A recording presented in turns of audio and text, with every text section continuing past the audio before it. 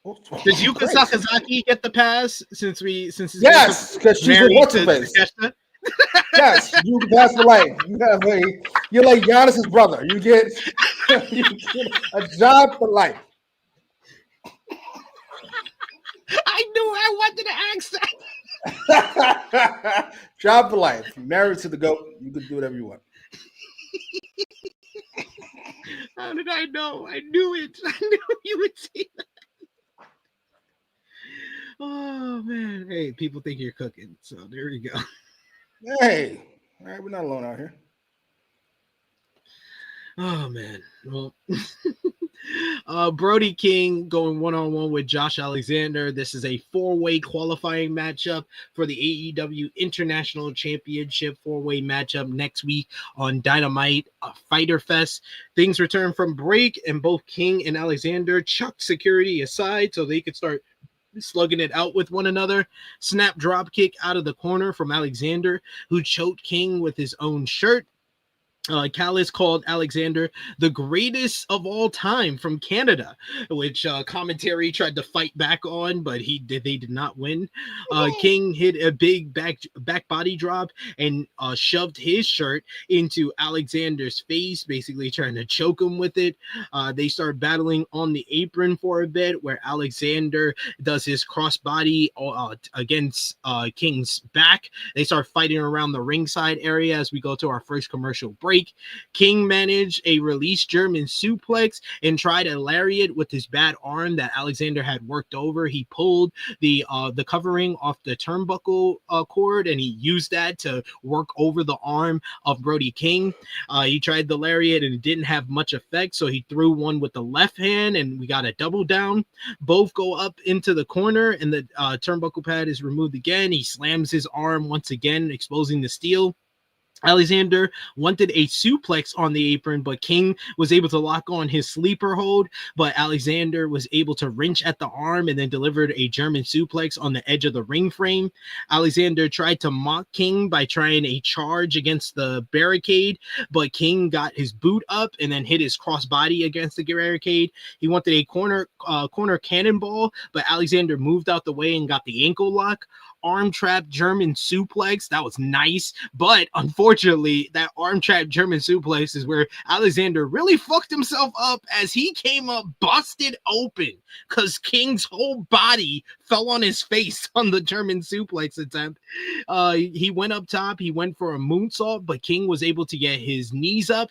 King Khan lariat. He turns Alexander inside out, and then King picks up Alexander, drops him right on the dome with a wild-looking Gonzo bomb for the win. This was a hard-hitting hoss fight between these two men. Really enjoyed this one. It really got physical towards the end there, and I thought these guys worked really well with each other, and I was quite surprised Brody King picking up a win. Anytime Brody King gets a singles win over a guy they're relatively even pushing, I'm always surprised, and goddamn, Alexander looked like a murder victim by the end of this matchup here. What did you think? I can't hear you. You're muted. You hear me? Yeah. Pretty much the same thoughts, quite frankly. I don't know if I'd say somebody they're kind of pushing. I think we only say that because he came in. Touted. Only that because he's a part of the Callis family. Say he came in, lost his Archer. match, been 50-50 cents, then lost his match. I'm not against it. I don't see what you guys see. Certainly not what Frantic World sees. Kurt Angle, please calm yourself. But I'm here for Brody King. Brody King's fantastic. Brody King loses too much, and he won this fucking match. Now, does that mean he's going to take the pen next week? Probably. But there's nothing here nor there. In the here and now, Brody King won the match. It was a great match. Great's too strong. It was a very good match. Hard hitting. I thought Alexander looked good in defeat. Good enough to make up for his booking? Probably not that good, but good in defeat. Hey, we gotta take. Gotta be clear. I want to be clear about this. I'm not saying he should be booked better. I'm fine with his booking. This is the spot he should be in. The clear number 3 in that group. Like, clear number 3. You guys talk about big 3. It's the big 2. And a guy who hangs out. Let's just be clear about this. hangs out. He hangs out with the other two. He's number 3. He's number 3 though. If it's in a lineup and he's got Trent Beretta, Rocky Romero, and Lance Archer also next to him, yeah, he's number 3. God, good Lord. Right. Shaq Kobe and Derek Fisher. Big 3. Get the sir. You're in the shot. He's at least Horace Grant. Good Lord. Horace Grant was an all-star at some point. Hey, he was an all-star when he was for TNA. Where? Like on the Magic. That's it. G League all-star. Absolutely. Fair enough. Yeah, what did you think about Trick Williams winning the TNA World Title? I see that TNA can't win no matter what they do. You guys always gonna have jokes about TNA. It's kind of funny. All I've heard was WWE doesn't send anybody important down there. Now they fucking send Trick as the champion. Like, oh, see, they own these niggas. What do you want? What do you want exactly? I don't understand. Good for them though. I'm not any better. I said I did the review and I was like, TNA is the LVP of Battleground. Jesus Christ. I was like, this is not a loss for Joe Hendry, even though they booked his title reign like shit. But it's more of a loss for TNA because TNA is basically owned by WWE without being owned by WWE. What is the goal of this partnership? Is the goal to make more money than you're making? Ain't that the goal? To increase your whatever, not just your net worth, but your notoriety within the wrestling space? Yeah. Oh, the goal is self-respect. WWE. They main evented a WWE. They main evented a WWE premium live event. Like, yeah, this is working out for them in their favor. I'm not entirely sure what you guys want outside of to mock TNA. Which I'm not against. No, I think if they are able to sell this Slammiversary show, then this worked out for them. Because the Slammiversary show is in the USB arena. Because TNA can brag that they have all of these sellouts, but someone like you, if you were watching TNA, you would say, yeah, they sold out a 14 people place arena. That's basically what they've been doing. That's basically what they've been doing. I'm sorry, I did have that thought. I saw a picture. Oh, look at TNA's looking healthy right now. I was like, fucking, this is a room. This is my bedroom. You sold out my bedroom. Good job. Good on you. Bedroom wrestling. Let's go. TNA rolling, brother. All right, whatever you say. We're firing on all cylinders harder than it's ever been in a decade.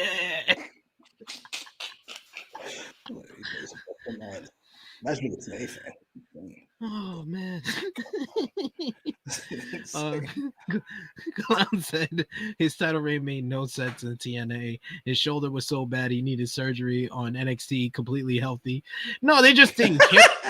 They never cared to book him like he was the actual TNA world champion. He had 0 feuds really over the world title, notable feuds outside of him losing the Trick. That was the most notable feud over what? He held the title for 5 months. He held it since January and had one notable feud, and it was the one where he dropped the title.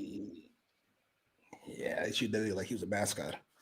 Yeah, kind of is, but still. I mean, yeah, but they didn't have to. They didn't have to book him like that. That's facts.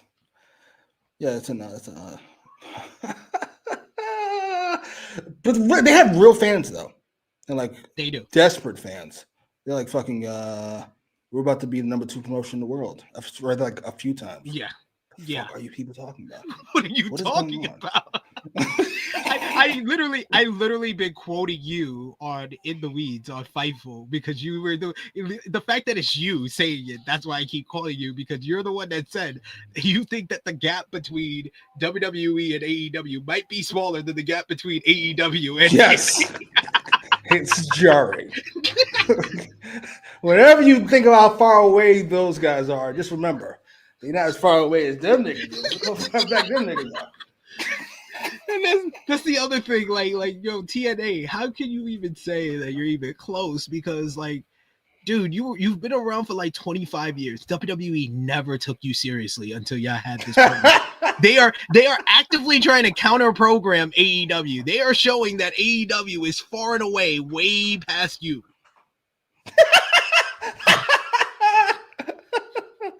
Absolutely. We're not having no AEW partnership. Let them niggas anywhere near us. Keep them away from the money. McMahon does. They have gone from having no people to some people. That's a win. That's a win. W. Winning. I know teenagers. Big, I feel bad. Big Man Dog says TNA is like ECW without everything that makes ECW cool. That's actually pretty good. That's actually a pretty good analogy from the current lineup of wrestling promotions. They're just so far back. Yeah. Like AEW right, especially like right now with their current like upswing as far as fan interest and perception, they're kind of like WCW with the ECW kind of coolness to their fan base. Okay, so that's I was very confused what you're saying. I thought you were saying that fan base is cool. I'm like, no, you guys are not. But I get what you're saying. The fan base thinks the promotion is cool. I'm with you. They have that fervor that ECW fans have towards their product. I'm with you. Like the thing where we're gonna get into the main event segment, and that's just something else I said earlier, is that like the tone of the opening segment and the tone of this main event segment, the way they're talking about AEW in those two segments is more akin to how like the ECW like wrestlers used to talk about ECW back in like the late 90s. Like, we're here to make this company farther than before. It's like a rallying cry instead of what it was throughout 2024, which was like, we used to be cool. We're trying to restore the feeling. We're gonna get back there. Yes, that's their favorite gimmick. So this place stinks, so we're gonna make it good. Right, that's not the way to sell this. Tonally, it was much different with the opening segment and main event segment on this show, where it's like, we're cool again and we're gonna go even farther. That's how it sounded. Yes, that is absolutely perfect. And 4 out of the 5 people in these segments should be talking that way. We're gonna get to it. Because 4 out of the 5 people in these segments, 4 out of the 5 people in these segments are baby faces. But you know what? We'll get to it. We'll fucking get to it. Oh, Nutty says, who books the better show, TNA or MLW? I've only watched some of MLW, to be fair. Oh, Nutty, I like from the outside looking in as a casual MLW viewer, I like the fact that, you know, I went to an MLW show last February. And the big thing that I noticed last February, this was back when Satoshi Kojima was MLW world champion.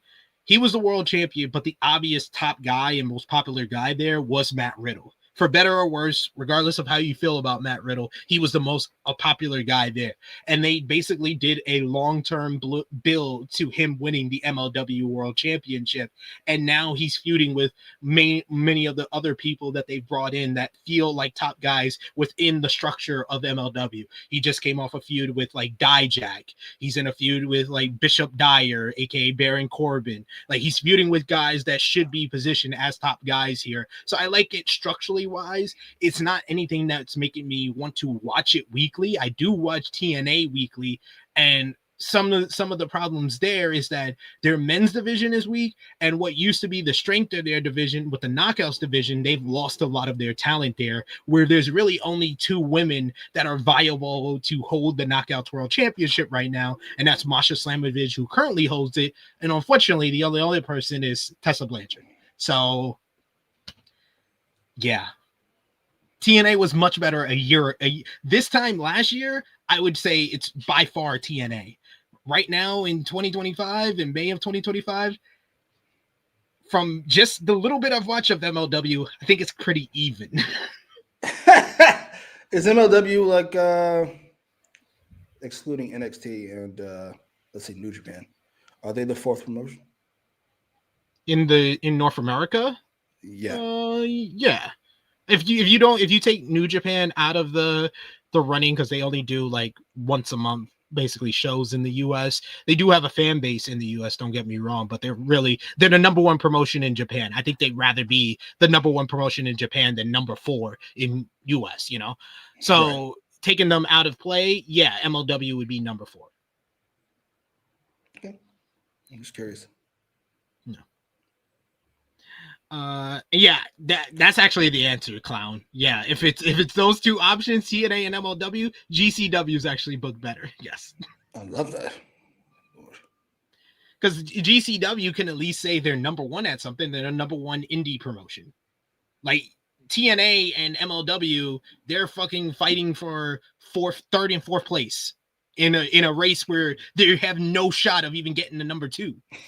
Whereas GCW can say we're the number 1 at what we do, which is being an independent promotion. Fair enough. Yeah, I mean, there's an argument there. Like I said, I like, and I do agree with Big Man Dogs. Like the lucha stuff that they do is pretty good. So, and Clown says TNA is the new ECW, a breeding ground for the future superstars of WWE, and WWE sends them lower talent that they don't have plans for, like they did with Al Snow. That's a good way to view it. They just don't have, like Big Man Dog said, they just don't have any of the coolness of ECW. Yeah, unfortunately, it's hard to, once you lose people, it's hard to get them back, and they lost quite a few people quite a few times. It's kind of the specialty. 2 specialties: losing fans and somehow staying alive. The cockroach. They're the cockroach of pro wrestling.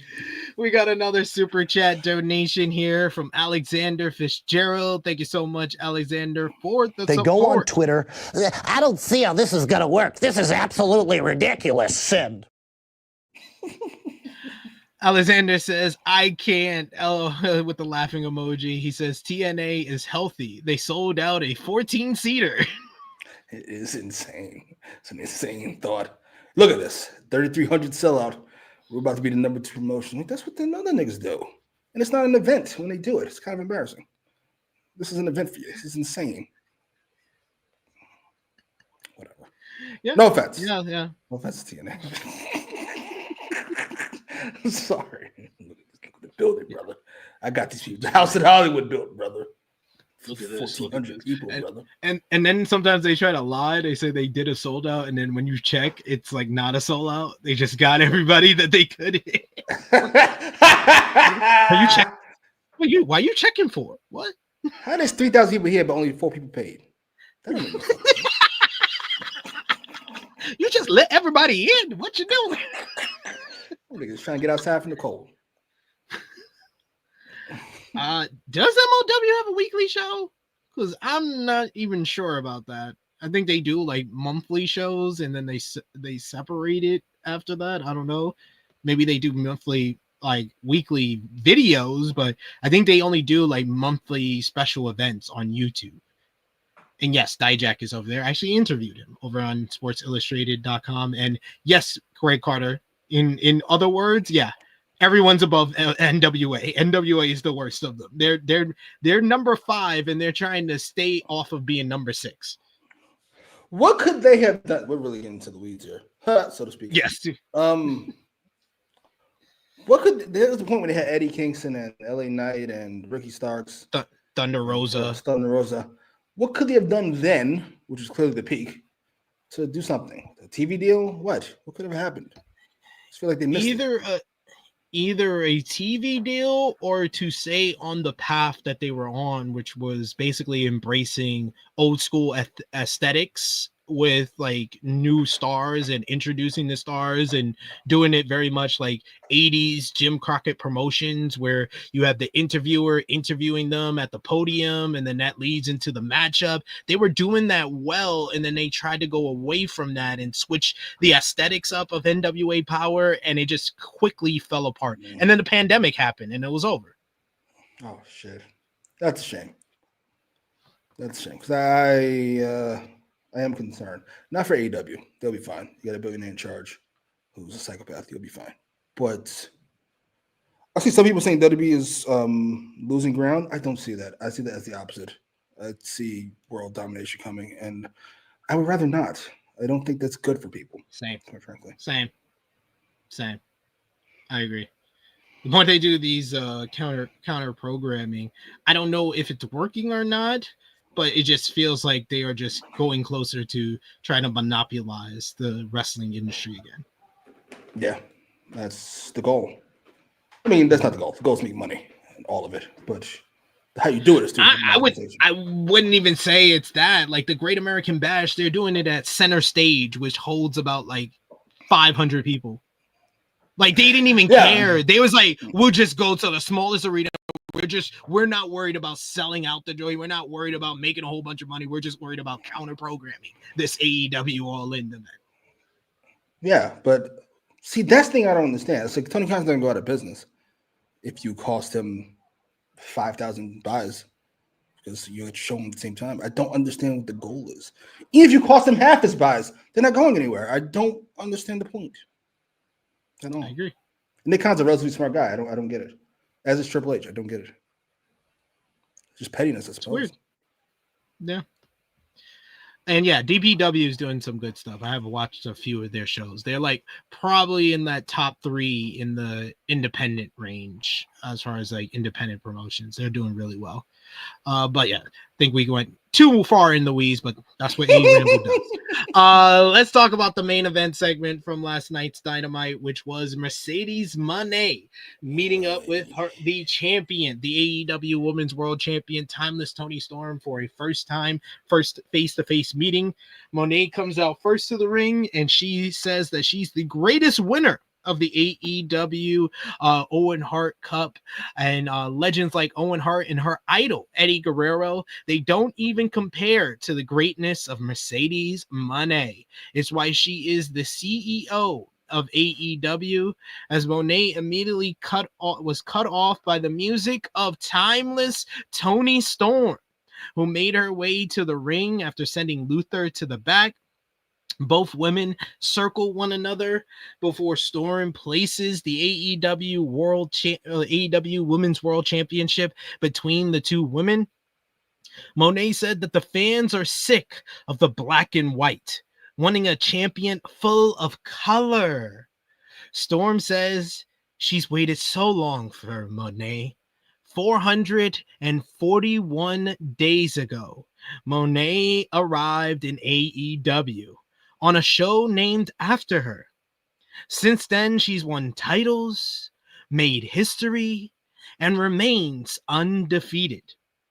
Storm said that Mone has never once looked nor spoken to her, but claimed to have been watching her since before she even came to AEW, telling Anthony Khan that this is the one match she wanted to have. So I have one question for you, darling. What took you so long? That actually got the crowd to pop because Tony's delivery is just awesome. Mone said, patience, darling. It's about Mone's legacy, and again called herself the Beyonce of pro wrestling, putting herself over as the conversation, the blueprint, and the revolution. Tony replies and says, she's the Toni Storm of pro wrestling. That popped me. Man, Mone has never met anyone like her. Mone says that the shy, nervous girl that she met 10 years ago is very different from the one that she sees today, but so is Mone. She's no longer a boss. She's a CEO, being the best all over the world.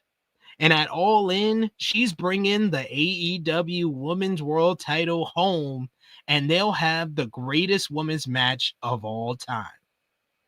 Storm mentioned a lot of similarities over their careers, leaving certain success behind because they realized it wasn't enough.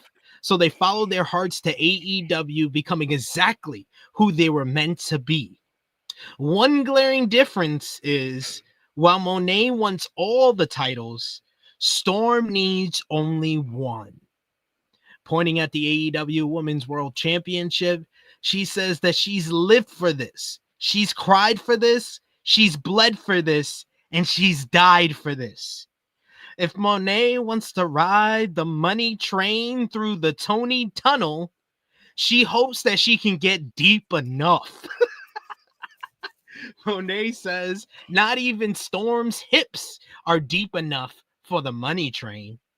Storm brought up 45 days from now, they'll meet in Texas. And somewhere in the world, a little girl with big dreams will be watching and say, holy shit, these bitches are crazy. And then she'll find out who the better woman is. Storm sincerely believes Monet is the greatest of all time. But unfortunately, I so happen to be timeless. Monet says that Storm might be timeless, but her time will come to an end at All In. And Storm says she'll see her there, darling. Monet offers a handshake. Storm slowly accepts. As Monet tries to pull away, Toni pulls her back in, gives her a smell before kissing her hand, and then basically sniffs the hell out of Monet, which was very sexually provocative, and has over 1.5 million views on Instagram. Very nicely done, Toni. All right, Michael Cole, Monet, take it easy. I'm just saying, it does. Monet, he tries to go for the moneymaker on Toni, but Storm avoids it and tries for the Storm Zero. But Monet was able to bail out of the ring. She rolls to the floor with her title as both ladies have a dance-off to close the show, with Monet doing her CEO dance while Toni does her own version of it and then poses on the floor. What did you think about this closing segment here? I gotta be honest, pre-sniff, I fucking hated this. I loved it. Go ahead. Explain to people why you love this fucking match. I mean, fucking. No, go ahead. Good. No, I wanted you to go first. I've been shitting on things all fucking day. All I've been doing is shitting on things. And this is my least favorite thing. Like everything I fucking dislike about wrestling was in this fucking segment. What did you dislike? I dislike Mercedes talking ever. I dislike what the fuck she said. I dislike he was talking about having the greatest wrestling match ever, greatest women's wrestling match ever, having a great match at all. Why would that ever be the goal? The goal is to win the match. It's even started to slip into real life where fucking fighters are talking about having a great fight. The fuck are you babbling about? Why is that? That's why you lost, stupid. Why is that even the goal? I hate it so very much. It's a clutch highlight. Toni was great because Toni is hilarious. Though I must say, I won't say that. Toni was great. She is splendid in everything she does. And I gotta be honest, a little dance at the end popped me. Everything else, I could do without. I'm over it. I very much enjoyed this. I thought that Mercedes' character worked well in juxtaposition from Timeless Toni Storm, and it laid out basically their history and their parallel paths to this matchup. And it was kind of like that feeling of like, wow, we both made it here, and we've had our separate journeys. We both had similar journeys along the way, and it was kind of like Toni let the veil of the Timeless character down a bit, but then immediately puts it back up and goes back into her Timeless Toni Storm stuff with the money train and going down the Toni tunnel and not being deep enough, which popped me. Toni is just great at her delivery. She's just the best character in AEW. She's the best women's wrestler overall, I think, in the world right now. I think when it comes to the overall package, she's not the best in ring. That would be Io. I don't think she's the best big match. I think that would actually be Mercedes. But when it comes to the overall package of promo, character, overness with the crowd, the little subtle details, and the in-ring work, I think that she is the best total package in women's wrestling today. And I will agree with the chat in time what Power Driver Finisher says here, that Toni carried this promo in my opinion. But I thought Mercedes did well for what she needed to do here. Saying Mercedes being a pretty good obnoxious heel and saying darling, mimicking Toni. I think she knew what she was doing. Yeah, she definitely did. I mean, yeah, you could say that it went on a little bit, but I think that it needed to kind of set the tone for this being important. I agree with one thing you said. I don't like that Mercedes said that this is going to be the greatest women's match ever, because you don't know that. You don't know that until after the fact. But this is the biggest women's match ever. I think if she said biggest instead of greatest, this promo I would have no issues with, no nitpicking for it.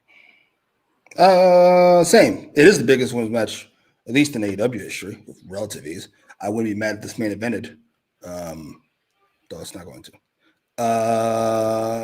This is going to be the biggest women's match ever, and I'm going to win because I always win. Done and dusted. I love Tony's line about only needing one belt. That's kind of perfection. There's good stuff in here. It's just jumbled. This was big time. Really? Diarrhea? Goddamn. I'm sorry, sir. I know you love it. I don't. I'm never going to be mean to you. I'm too tired to be mean. I didn't enjoy it as much as you could have. Did enjoy it more. Alexander says, for a first in-ring segment, it did enough to start the build and get me excited for it. Hopefully they keep me invested in this story. Yeah, they just have to build upon this. This was a really good, well done. I love the segment. I can understand the nitpicks that Jimmy gave to it, but I loved it overall because it really kind of set the tone for this. It definitely is the biggest women's match in AEW history. They just have to build upon it and tell a story over the next 6 weeks that gets people invested and creates the conversation among the AEW fan base of what should main event All In Texas. You should get it to the point that people want this match to main event All In Texas, despite the likelihood not being very high. I really don't see it. I'm nonsense. I'm not entirely sure what the fuck. Been shitting on everything. Maybe.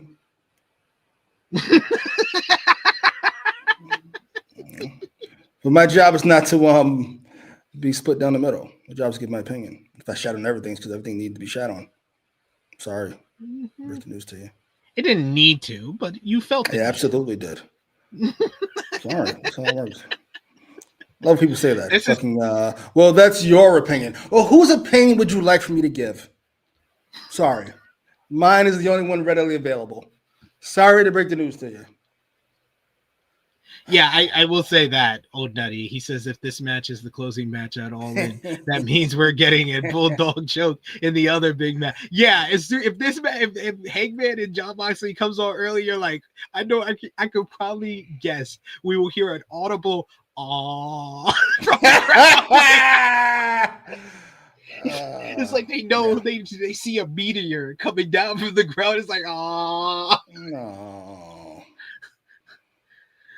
Oh man, that's funny. All right, guys, let us know in the chat what you think. That's just our opinions. We want to hear from all of you. Give us your match of the night, your MVP, your LVP, whether you gave the show a thumbs up, thumbs down, thumbs in the middle, and out of 10, what did you think about this show? For me and Jimmy, for the May 28th, 2025 edition of AEW Dynamite. Did you write your number down? I did not. Hold on. Write your number down. I know it's gonna be some bullshit.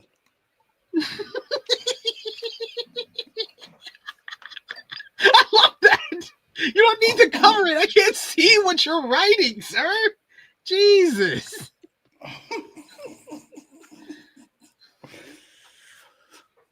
Good. Oh, no, it's backwards.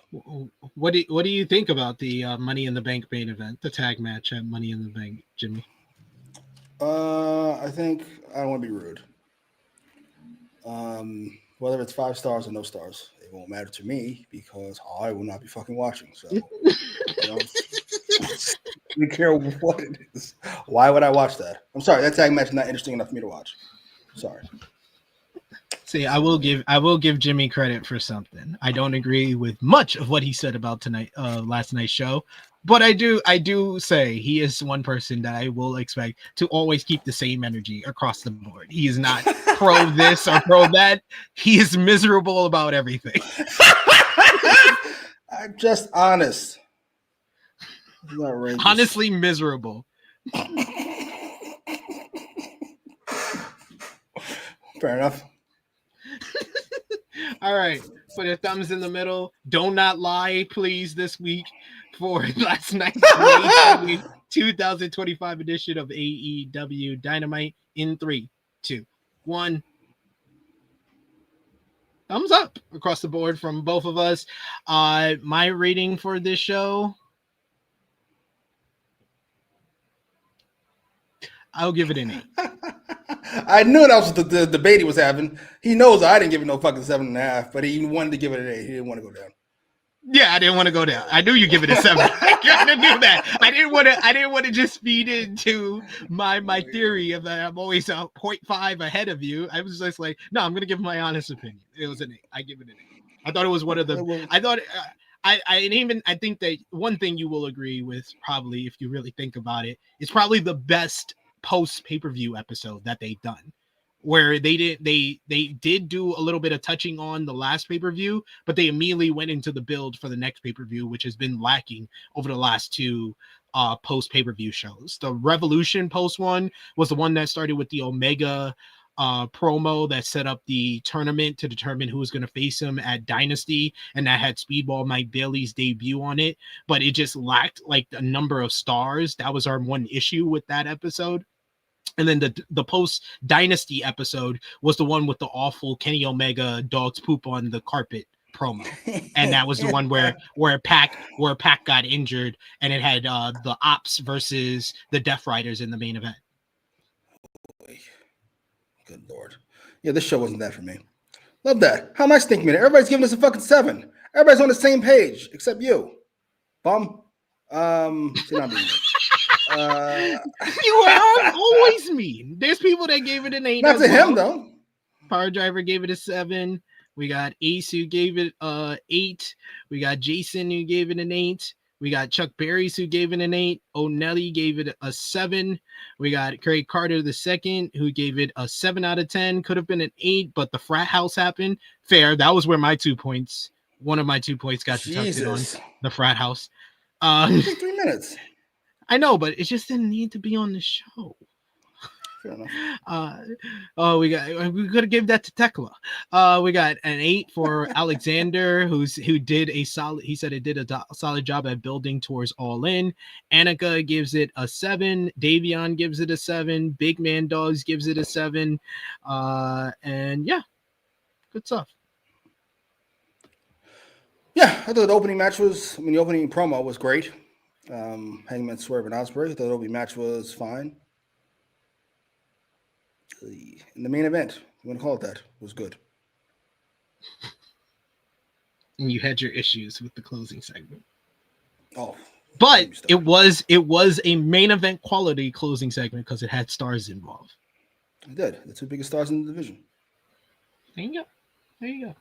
See, I will say he keeps the same energy. That's the only reason I continue to do a show with. You can't talk to these people. It's a fucking cult. So, like we said, we're gonna do from now on, or we're gonna put it together, our numbers, and then divide it by 2 to get the show rating from the AEWramble crew. So I gave it an 8. Jimmy gave it a 7. That is 15 divided by 2. 7.5 is the grade for this show. So right in the middle. Jimmy, who was your MVP for the show? I'm gonna go with Ospreay. Actually, I think he really tied that promo together nicely, and I'm finally starting to buy into this character of this AEW first, even over himself situation. Yeah. If I had to I want to give it to all 3, but if I have to give it to one, I agree with you. It's probably Will Ospreay. Will Ospreay, I felt like Hangman gave a great babyface mission statement promo. Then Swerve coming into the mix took it up a notch, but then Ospreay really was the tying thread that made me interested on what's next in this story. So I will give it to Ospreay for the MVP for the episode overall. LVP for the episode, Jimmy. This is a little difficult for me. I'm not giving it to the frat house. We're not doing that. The 40-year-olds just trying to have a good time. Who are we going to give it to? Shit. I kind of want to give it to Adam Cole for almost getting murdered. Poor bastard. You know what? We'll give it to the Frat House. I'm sorry. I can't justify it and not give it to you. I'm sorry. Yeah, it's got to be the Frat House. I think. You know what? I honestly think the Frat House might work as a concept if they were a jobber babyface team going around to bars and like embracing the crowd. A jobber babyface team, maybe. I don't know. Maybe that might work better than them being heels. The new Outrunners, that could be fun. Yeah, something like that. And then your match of the night. Fucking cares. We'll go with the main event, if you want to call it that. Brody and Josh Alexander. Yeah, I'll give it to Brody versus Josh. And moment of the night. It's got to be the opener with the 3 stars. Might give it a tie with that in the closing segment. I really love that closing segment. Are you being serious?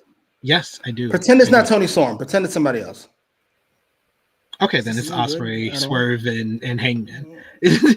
Toni Storm. I am a huge Toni Storm fan. I'm not gonna deny it. Fuck what you. As we all are.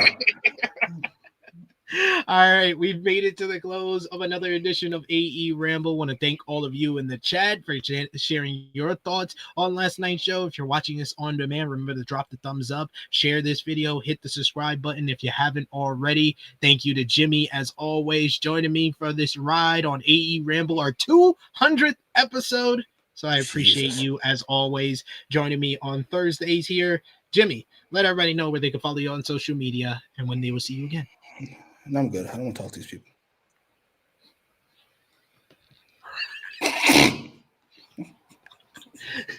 Last week he was so happy because he had people that agreed with him being miserable, and this week he did.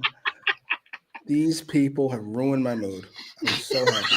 Stephanie was off NXT, and I have these two coons in the chat just going back and forth. The words and opinions of Jimmy Macram do not necessarily reflect those of True Heel Heat, its viewers, or affiliates. All right, have I been over the line?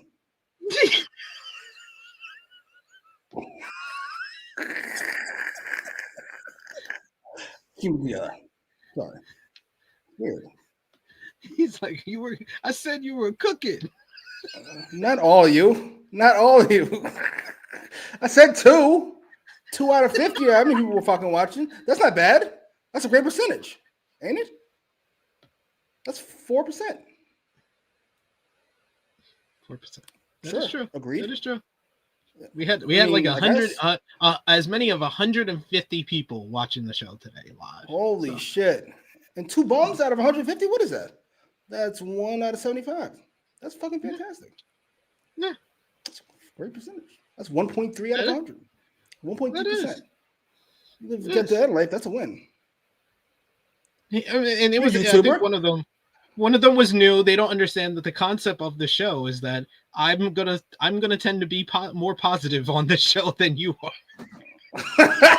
I'm positive when it's fucking. The opening segment was great. I'm positive. The last segment was awful. I'm negative. People are starting to believe in AEWramble. We're gonna restore the good days of AEWramble, sir. Not how you sell your show. We used to be shit, but we're restoring them.